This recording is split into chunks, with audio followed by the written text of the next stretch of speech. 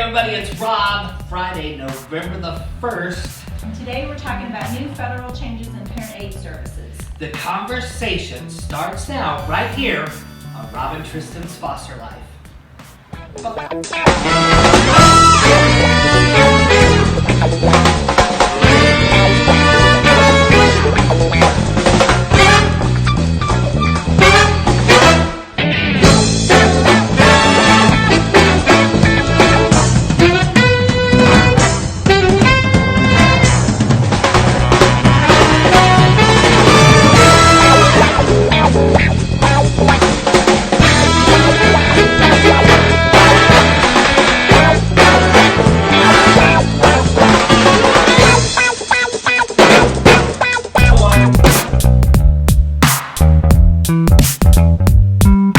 Welcome back to Foster Life. Today we are talking about what? Federal changes in parent aid services. Oh, good. And curriculum. Yes. Oh, that sounds very interesting, and I know that if you're a foster parent and your little ones have visits, you'll want to tune in today. But also, if you're a bio parent and you have visits, some things are going to be changing for you as well, and we would love for you to tune in and be with us today. Man, we have been so super busy lately. We've just been doing some traveling and kind of promoting Foster TV.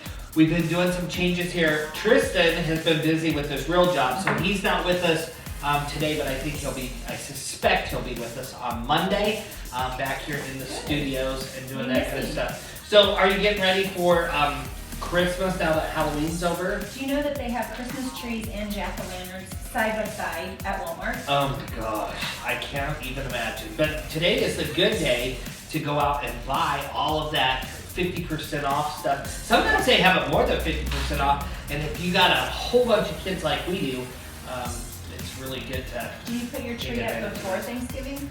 No. And I don't watch Christmas movies before Thanksgiving either. Do you? I watch Christmas movies, but I don't put the tree up yet. Oh my gosh, I went downstairs the Joe other Mama day. does. Oh.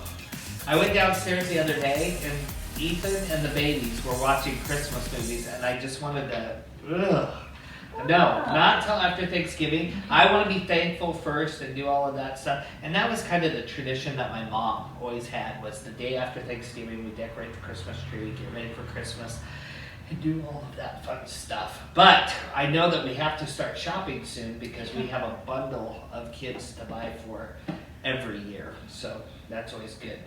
So what's in the news today? Well, what has been pretty heavy in our current events for our local community, we have had what has been identified as an epidemic of overdoses.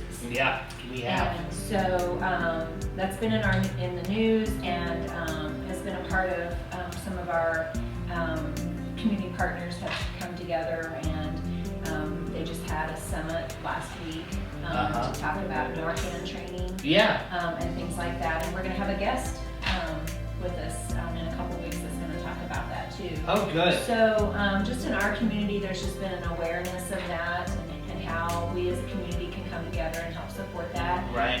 One of the things that was said that was pretty profound to me is that somebody can't get into recovery if they're dead. Right, exactly. And so we want to reach out to that community and do what we can do to support them too. Yeah, and from what I understand from everything that I've read on this problem that's been going on, it's heroin. Yes. And heroin is just such a nasty drug, and I've worked with heroin addicts in the past, and it's really hard to get past that addiction, but I know that you can. Yes. And I know that anybody who has had addiction, I think any addiction is hard to overcome and come past, but I think the end result is if you work hard enough at it and you put your game plan together, change your people, places, and things, you can overcome those addictions and have a better life. But I think that it's very important to know if you come across somebody who has overdosed on heroin, what to do, and getting that shot. Is it a shot? Yes. Yeah, so getting that shot is the most important thing that we can do, and getting them the medical attention they need and then going from there. Right. When we come back today, we're going to be talking about new parent services, right? Parent aid services. Yeah, Mm-hmm. parent aid services and curriculum. And we have a special guest right after this.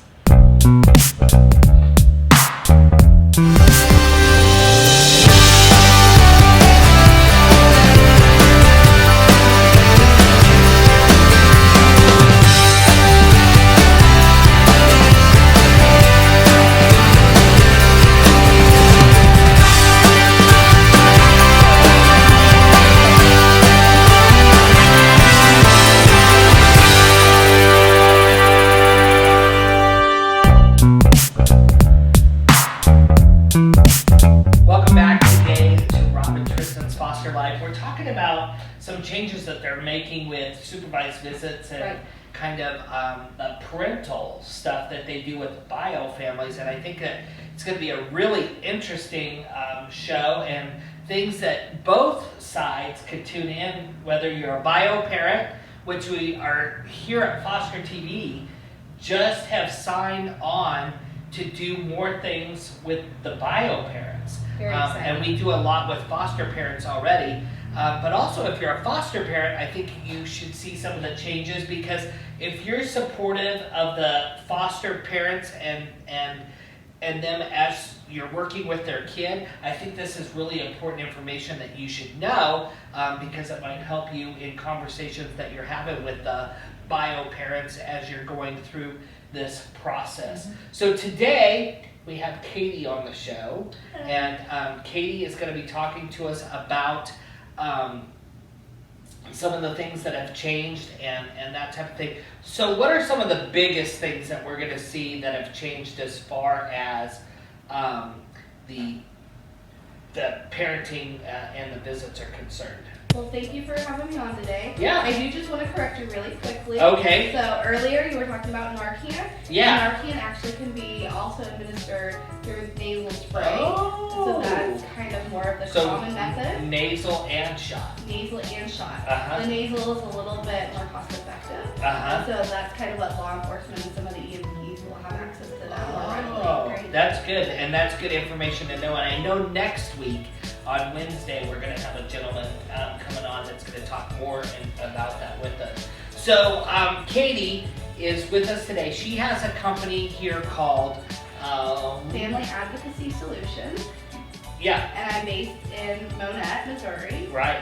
And so she offers a lot of services to bio parents specifically, right? Yes. So basically what happens is whenever kiddos come into care, caseworkers assess them to see what needs the family is going to need back in the home.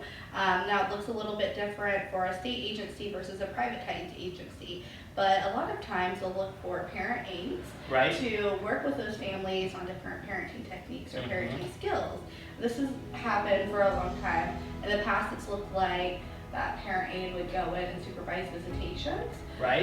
Now there's been a shift to where the parent aide would really work more on parenting skills and intervention in those visits. Okay, so let's talk about that. Sure. What types of skills will bio parents be seeing that we're going to be working on in those visits?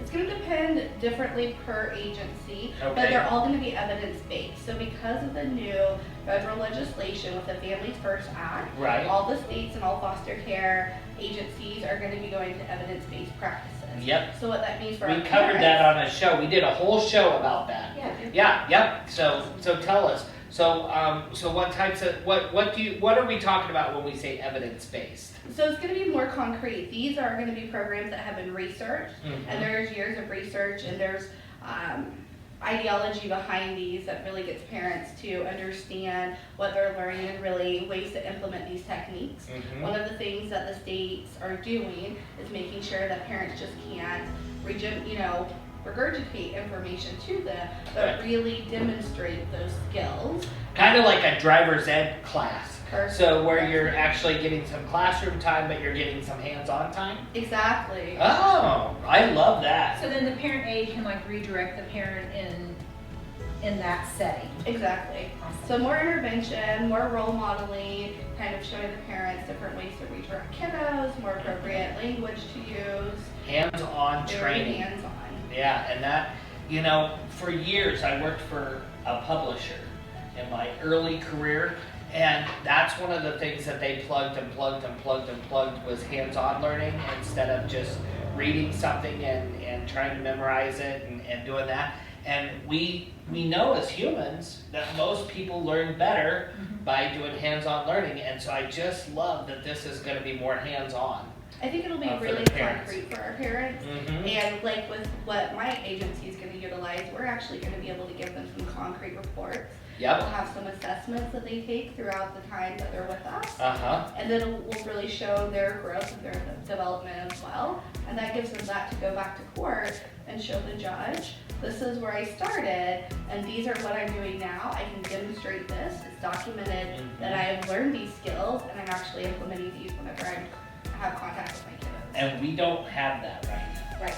I've been to court many times, and I've not ever seen a caseworker saying, this is where we started, Or the and parent. the graph, this is where we've been able to come, or that kind of stuff. And so I think that this is going to be not only a valuable tool for the bio parents, but a valuable tool for judges and caseworkers and people that are on the team that are making decisions for this family based on their growth. I agree, and I think that really being able to reflect on how their childhoods have brought them to some of the choices that they have made, Yeah. and how they can take that knowledge and kind of, you know, we all want to do better as parents, and how they can take that and actually do some different things for their own children. Great. When we come back, we're going to talk more about the curriculum part of it. Okay. And I want to kind of get into that, and what the curriculum looks like and that type of thing right here on Robin Tristan's Foster Life. No more trash bag moves for foster youth. Help us buy bags. Donate at fostertv.net. Click the yellow donate button. Foster TV is a HEDFRA production. Only at Foster TV.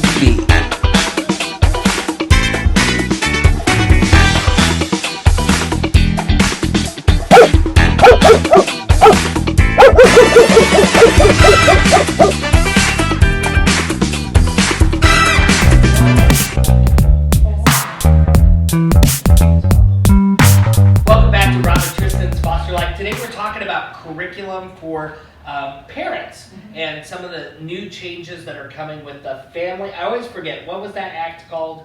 The Family Whatever Act, the federal one. Oh, Families First Act. Yeah, Families First Act. We get so many acts around here that I don't know remember. So the Family First Act, which we actually did a show about, but I'm really interested in this piece of the puzzle. So will each agency be able to select their own curriculum, or is there just one curriculum that they're going for, or how does that work? So there are approved curriculums that are on the California Clearinghouse website. Oh, cool. And so these have already been vetted. There's information about longevity of the programs, kind of some of what the programs touch on, age ranges, different things like that, all on that website. So it makes it really nice to be able to kind of identify which programs work best with which agency. Yep. That's what I did. I just literally studied that website for several months before choosing a curriculum. So it allows you really to see how much research has been put into that, to know that it's legitimate, to know that there are some good results that come out of it, and that states will like it, and states have approved it. Okay, so tell me which curriculum you selected. Nurturing parenting. Nurturing parenting. So that's what our parents are going to be. So what can some of the parents that are watching today, what can they expect that's going to be addressed in some of the curriculum that you've been looking at and that you've been studying? So with the nurturing parenting, the concepts are really to be able to connect with your child and have a relationship first. Ways to positively redirect your kids, ways to build empathy within yourself, and when to show those children the empathy, because that's sometimes the old style ways of parenting with the authoritarian type of parenting style that we didn't show a lot of empathy to kiddos. It really talks about beliefs on corporal punishment and what that looks like and some of the research behind that. So we'll be able to have some discussions with bio parents on corporal punishment, how it affects your kiddos long term, and other really tangible things that they can So do. how does corporal punishment affect your kids long term? Studies have shown for years that corporal punishment has negative effects on children and actually doesn't teach them to stop the behavior. So you end up continuing to get that undesirable behavior. Oh, so and a lot of people still believe in spankings Correct. sometimes. And it is still legal. Yeah. So yeah, a lot of people do believe in spankings, and I think that that's kind of a hot button topic. But research has continued to show that that is, it really kind of hurts the relationship between parent and child, because you can, and a lot of people are probably not going to like this, but Right. it's not my words, it's the studies, that it kind of fractures that relationship a little Yeah. bit. Well, but on the other hand, so let's clear things up a little bit, because I like to do that. There's a difference between beating your kids and spanking your kids. And sometimes Rosley will get a slap on the butt just to get his attention. You know, if he's doing something just to get his attention, and we do that. Do we really believe in spankings? Probably not. Do we believe in sometimes getting their attention? Yeah, probably so.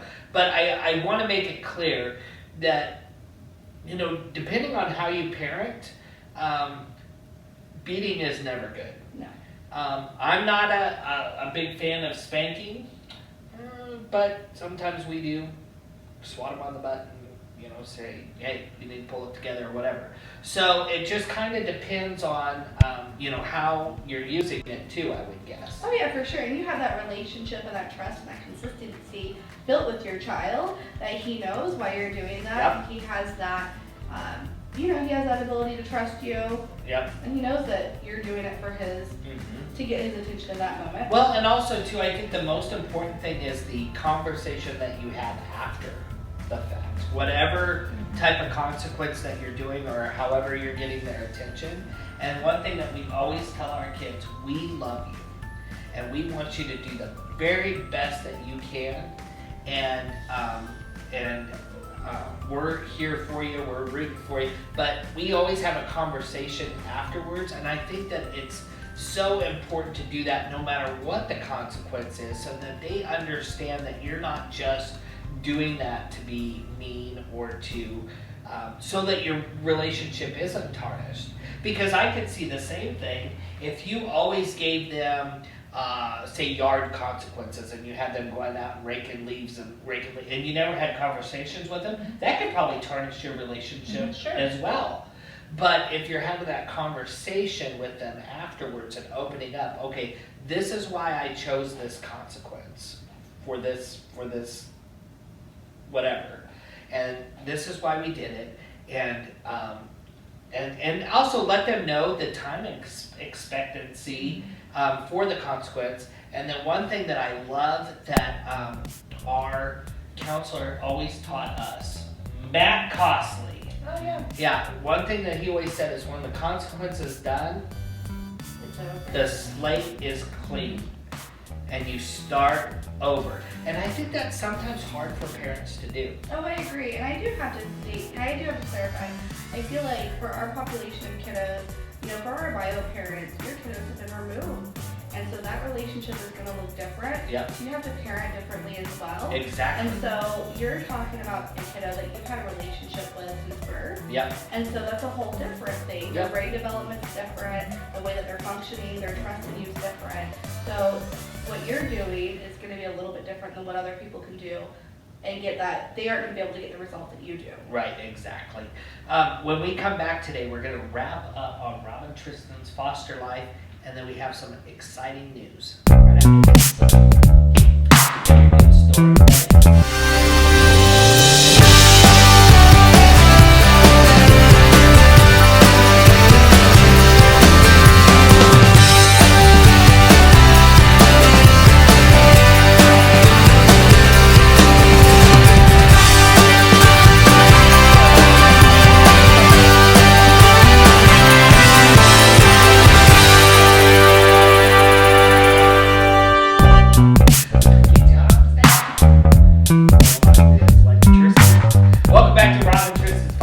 today. We're talking about, that was really interesting, talking about all the curriculum and the new changes, and I like that. Anytime we can set bio families up for success is a really good thing, and I agree with Nick Venuti. He comes on the show. He's our attorney, and he's been working in this business for a long time. And he says, a lot of times we take these kids away, and the judge or the caseworker will read a list of things that they need to do, and he says you can just tell the parents have no clue what they're talking about, because maybe not only is this how they do things, but this is how their parents did things, they do things, maybe even their grandparents did things, and so they're looking at you like, well, what's wrong with the way I'm doing things? And so I love this approach, being more hands-on with the parents and that type of thing. So, we've talked about this a little off camera, but I want to ask you officially so that we know that we can trust that you'll be here. So we've asked you to be here every Wednesday with us to talk about some of these types of things and to address different issues. And you came up with a bunch in our little production meeting a week ago. So can I count on you every Wednesday on the show? Every Wednesday I'll be here. Every Wednesday on the show. So Katie will now be a permanent fixture on the Rob and Tristan Foster Life show every Wednesday, and we're glad to have you. You have a wealth of knowledge, and I love that you're tied with an agency that is working with bio families and working with kids and kind of the other side of the fence that we're not working on. So now we have a caseworker on the show that was a caseworker for years.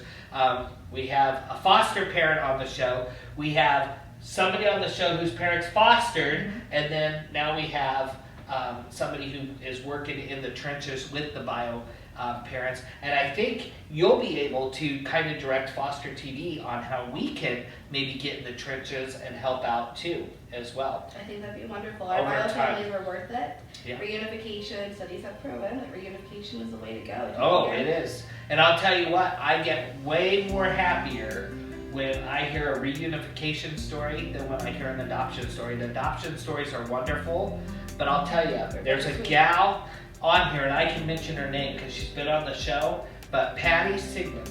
If you've ever seen her story, go back on some episodes on reunification. She has an amazing story, and what made me fall in love with her is she worked it, but she didn't only work it, she went to college. And she has 2 children that are disabled, and she's just an amazing mom. She's very involved in the community. She's very involved in her church. Well, I think the important thing about Patty is that she owned it. Yeah. Yep. She's very transparent, and she's continuing to utilize that platform to really help reach out and help other people. Yep. She recently on Facebook, as we wrap up here, she had her doctor, the doctor that kind of confronted her, and he's the same doctor as my doctor, and so they were talking about sobriety and that kind of stuff, and that's what I love about her, is she's not embarrassed about her past. She's moved forward, and she's making the best of where she came from, and she's teaching others as well.